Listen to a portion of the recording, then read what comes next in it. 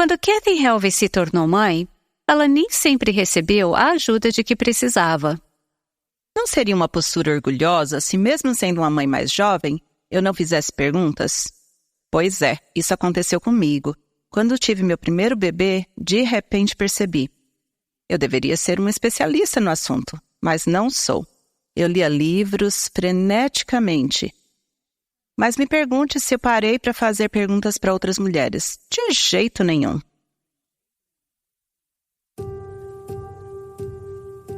Este é o Aviva Nossos Corações com Nancy DeMoss Wogemuth, autora de Mulheres Atraentes Adornadas por Cristo, na voz de Renata Santos.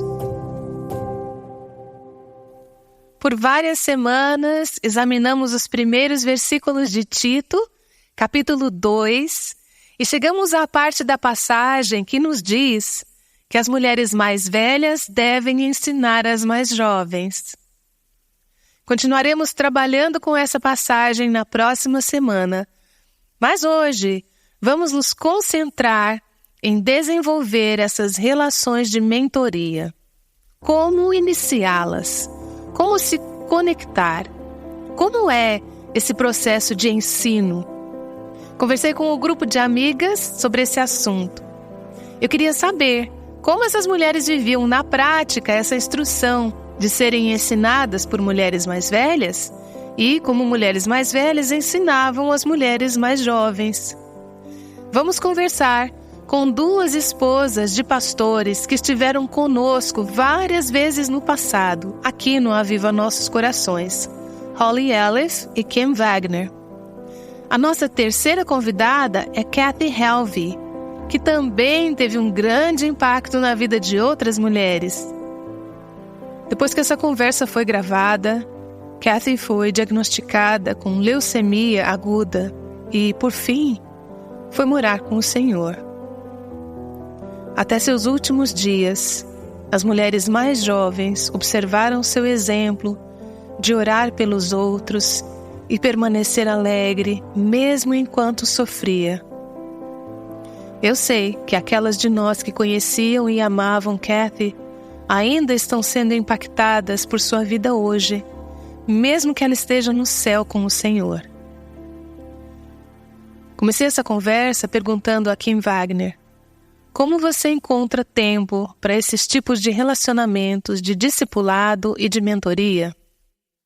Você tem que ser intencional. É preciso se planejar e organizar a sua semana, sabendo que se você já estabeleceu um compromisso como esse, é preciso reservar um tempo para essa jovem. Acho que o fundamental é entender que isso é importante e isso é parte do motivo de você estar ensinando toda essa série. Eu lidero um grupo de mães e algumas semanas atrás, eu simplesmente pedi que elas fizessem um gráfico da sua semana para que vissem com o que elas estão gastando seu tempo. Foi muito interessante ver o que estava devorando a maior parte do tempo delas. E elas ficaram bastante chocadas ao ver tudo com diferentes blocos de cores naquela grade. Acho que às vezes não achamos que precisamos discipular sendo uma mulher mais velha, ou sermos discipuladas se formos uma mulher mais jovem, porque nosso tempo é tão consumido com outras coisas, porém estamos deixando passar o que realmente importa. Na verdade, é uma questão de prioridade. Acho que é uma enorme questão de prioridades e estamos deixando isso de lado em nossa sociedade, simplesmente porque não acreditamos que isso seja importante. A tirania do urgente. Ficamos correndo freneticamente de um lado para o outro para cuidar das coisas urgentes e deixamos de lado o que é importante. Eu me lembro, anos atrás, de ter lido um artigo sobre gerenciamento do tempo e alguns pontos super importantes sobre isso. A última parte do artigo ficou em minha mente para sempre e mostrava como avaliar a sua rotina. Você deveria fazer as seguintes perguntas mentalmente. Daqui 5 anos, ficaria feliz em ter feito isso, aquilo, em ter aceitado fazer isso agora? Isso vai fazer alguma diferença? Isso vai ter um impacto em minha vida? Será algo com valor eterno? Estas são minhas perguntas como cristã. Eu sempre me baseio nelas e isso tem sido de grande ajuda desde então para definir minhas prioridades. Bom, Eu realmente acho que as jovens mães estão cansadas demais, ocupadas demais, estressadas demais. Não é à toa que vemos tantas jovens mães extremamente exaustas. Elas estão sob grande estresse. E acho que muito do que está causando tudo isso é que, apesar de Deus já ter pensado sobre isso e também providenciado ajuda para elas, através da vida de outras mulheres mais velhas, elas não estão encontrando esse conselho e essa sabedoria. É sempre muito encorajador quando alguém vem até você e diz: menina, 3 anos atrás eu passei pela mesma coisa e vou te dizer o que Deus fez. Creio que é muito importante apenas receber uma palavra de incentivo e ter alguém te apoiando. Existem inúmeras jovens mães que acham que são a única mulher que já passou por certas coisas, que isso é algo impossível, que isso nunca vai acabar, que seus filhos sempre terão entre 18 meses e 5 anos de idade, ou que sempre serão adolescentes e isso nunca terá fim. Às vezes, ajuda se alguém simplesmente disser: haverá um momento em que você vai olhar para trás e vai ver que isso passou, que as coisas mudaram. Mas agora existem algumas ferramentas que Deus pode conceder a você e que a ajudarão a passar por isso. Acredito que muitas mulheres cristãs não desfrutam da provisão que Deus quer que elas desfrutem através da vida de outras mulheres. Acho que algo que perdemos em nossa cultura hoje é simplesmente nos sentar ao redor da mesa de jantar ou na cozinha, com as tias, as irmãs, as avós, e desfrutar de uma reunião semanal como costumava acontecer. Às vezes, a avó ainda morava na mesma casa e a sabedoria dela era derramada de uma forma muito natural todos os dias, dia após dia, ao usar a máquina de lavar, na cozinha, na mesa do jantar. Tricotando. Isso. Fazendo algo melhor. Isso porque somos transitórias. Tenho uma filha que mora 15 horas de distância de mim. Muitas vezes, elas nem estão perto desses familiares, dessas mulheres que poderiam encorajá-las em Cristo. Elas não estão próximas. É por isso que digo que agora temos que ser muito intencionais em buscar esses relacionamentos, de ambos os lados, do lado das mulheres jovens e das mulheres mais velhas. Pouquíssimas mulheres mais jovens me procuraram e disseram: você poderia me discipular? Mais do que isso, acho que nós, mulheres mais velhas, temos essa responsabilidade. Precisamos ter o coração de Paulo. O versículo de minha vida é Colossenses 1, 27, 28 e 29. Paulo está dizendo ali: eu proclamo a Cristo, eu trabalho, faço tudo isso por esse motivo, ver Cristo aperfeiçoado em você. Parafraseado. Em tudo o que estamos fazendo. Quer estejamos no supermercado, ou em estudo bíblico, ou levando um amigo ao consultório médico, em tudo o que estivermos fazendo, devemos estar falando e vivendo de uma maneira a ver Cristo aperfeiçoado no outro. Acho que uma das razões pelas quais as mulheres não fazem isso é que elas acham que precisam fazer algo diferente do que apenas viver as suas vidas de forma aberta, transparente e junto com outra pessoa. Elas acabam pensando que se não são teólogas, ou se seu casamento não é perfeito, ou seus filhos não atingiram a perfeição, que elas não podem ter um ministério com outras mulheres. Bom, você pensa em mentoria da seguinte forma: tenho que ler o livro certo, estudo bíblico certo, temos que nos encontrar por 1 ou 2 horas. Isso acontece com frequência, mas creio que a mentoria também tem a ver com o que conversamos hoje. Derramar-se sobre as vidas delas. Podemos fazer isso de várias maneiras. É por isso que eu luto pelas mulheres da igreja. As pessoas encarregadas do berçário, ou mesmo que ensinam as crianças na escola dominical, não deveriam ser as jovens mães. As mães mais velhas deveriam estar encarregadas do berçário. Muitas vezes esse trabalho é oferecido às mães mais jovens, e elas já têm um trabalhão até mesmo para se vestir, para vestir seus filhos, para sair e chegar finalmente na igreja. Elas não aproveitam muito o culto, elas estão presas ao berçário se ficarem lá. Sou inflexível a esse respeito. Acho que esta deva ser a alegria e a responsabilidade das mulheres mais velhas, retribuir pelo trabalho do berçário e da escola dominical e deixar que as mães mais jovens recebam o ensinamento. Eu ousaria dizer que as solteiras também poderiam servir. Sim, certo, e as solteiras. Seria bom também. Dando um tempo às jovens mães. O que me faz pensar nesse trabalho para as mulheres mais velhas é que já ouvi dizerem: eu já fiz esse trabalho, não faço mais, para mim já deu.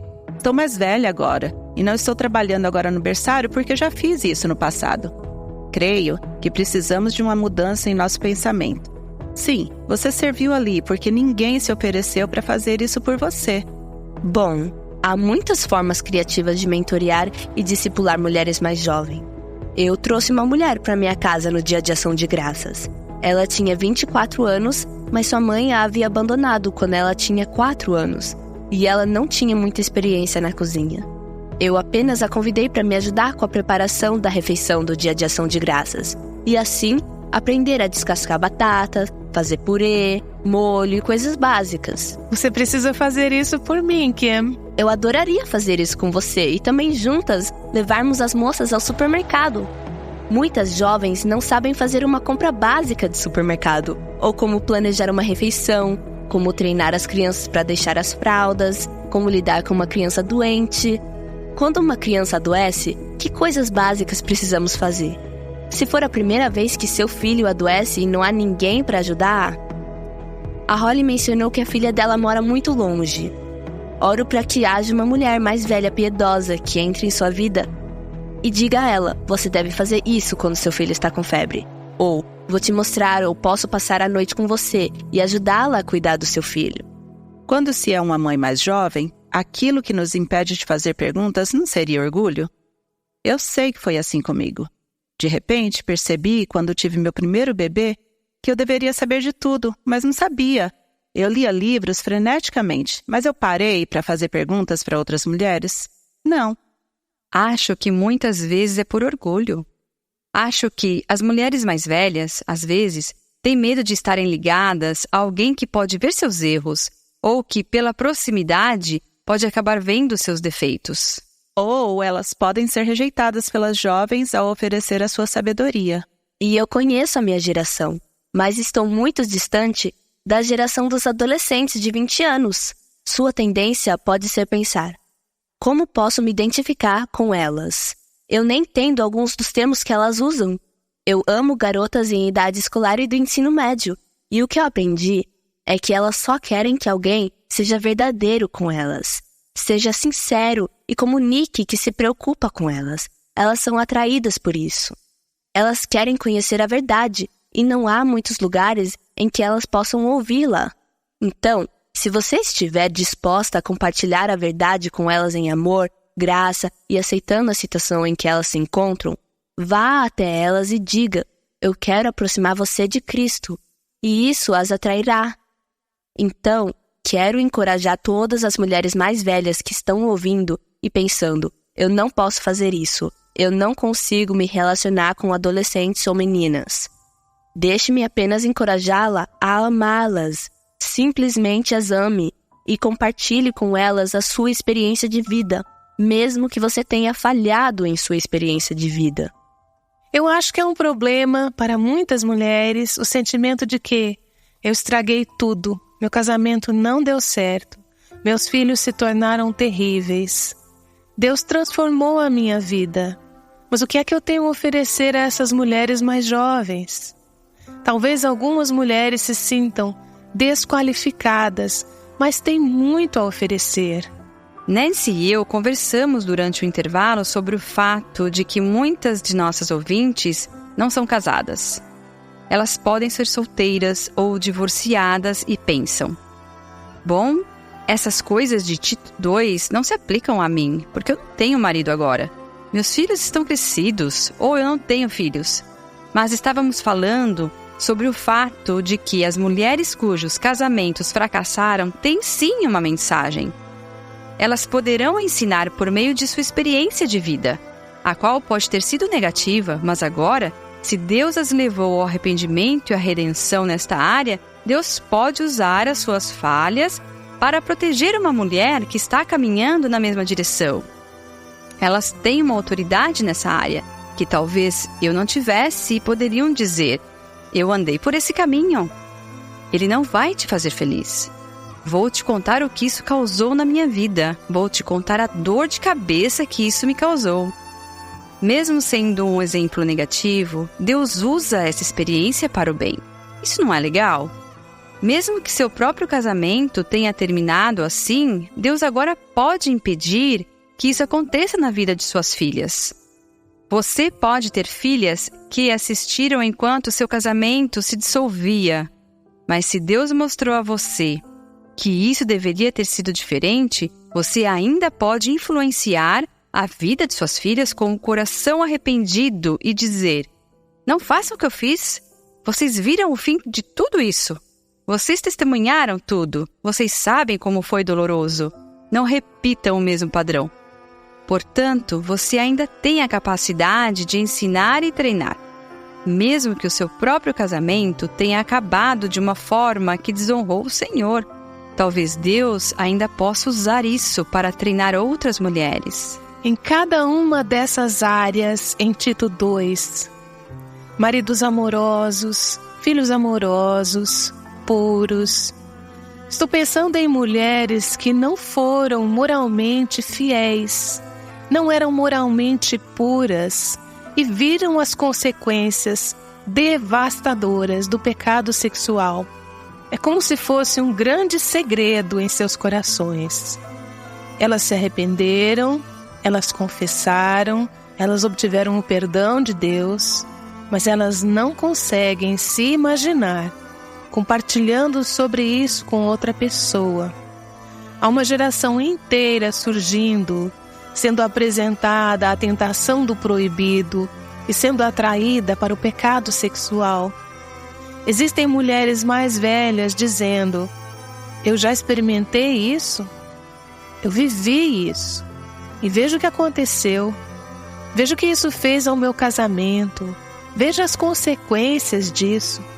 Quais foram as consequências de seguir meu próprio caminho?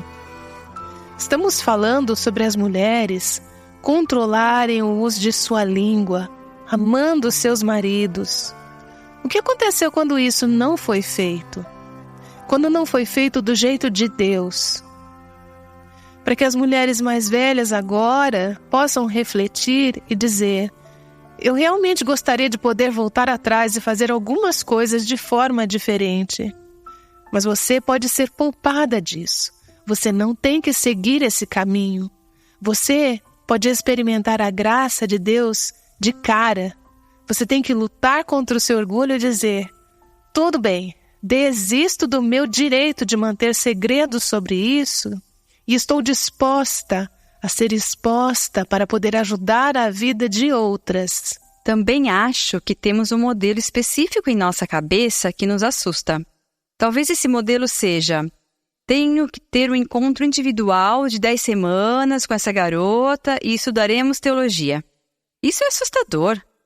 Porém, se você olhar como Cristo discipulou no Novo Testamento, a Bíblia diz que ele escolheu 12 e então estava com eles. Ele ensinou o que recebeu de Deus, mas ele se baseava na vida cotidiana. Ele usava árvores, plantas, oceanos e barcos como exemplos, coisas que eles podiam entender. Então, se você olhar para a vida de Cristo, não foi complicado. Ele se dedicou à tarefa, mas a maneira como a realizou foi muito simples. Hoje falamos sobre como as pessoas são solitárias, como estão famintas por um relacionamento. Como um ex-pastor meu costumava dizer, podemos estar em uma igreja com centenas ou milhares de outras pessoas e sermos como bolas de gude em um saco, batendo umas nas outras. Pessoas solitárias, sofrendo, necessitadas, passando por grandes crises e problemas de vida, rodeadas de pessoas que ninguém conhece. Ninguém as conhece. Para chegar até as pessoas na igreja e realmente se conectar, olhe em seus olhos e diga: como você está? Como eu posso orar por você? O discipulado é isso. Ele não precisa acontecer em um horário formal e marcado. Ele acontece enquanto caminhamos, apenas levando a vida. Na verdade, Só precisamos ser transparentes. Eu lidero um grupo chamado Mom Link, Conexão Mãe, em nossa igreja. O que eu amo nesse grupo é que algumas mulheres que ainda não têm filhos participam dele. Elas querem estar prontas quando tiverem filhos. Nele temos algumas avós que vêm porque amam ministrar nas vidas de mulheres mais jovens. Mas é uma atmosfera muito natural para o discipulado. Nós nos encontramos 2 vezes por mês e começamos o grupo para discutir os assuntos de Tito 2. Uma semana, podemos abordar o assunto sobre como tratar os maridos. Na outra, podemos falar sobre crianças. Depois, podemos estudar a sã doutrina. Acho que o que torna esses encontros do Mom Link tão eficazes é o fato de as mulheres estarem compartilhando vida umas com as outras e não serem apenas alguém de pé na frente das outras ensinando. Isso acontece pouco. É algo muito autêntico e honesto. Mas com muita interação. Certo. As mulheres compartilham sobre seus momentos de vida e falam sobre suas dúvidas e desafios. Elas são encorajadas ao descobrirem que não são as únicas pessoas no planeta que estão passando por isso. Mas também temos a avó compartilhando sobre a sua vida. Então temos aquela coisa de várias gerações compartilhando suas vidas. E isso é um encorajamento para aquelas mulheres. Creio que o principal é que as mulheres mais velhas precisam saber que ainda podem contribuir, e muito. As mulheres mais velhas podem começar a produzir. É o efeito cascata, né?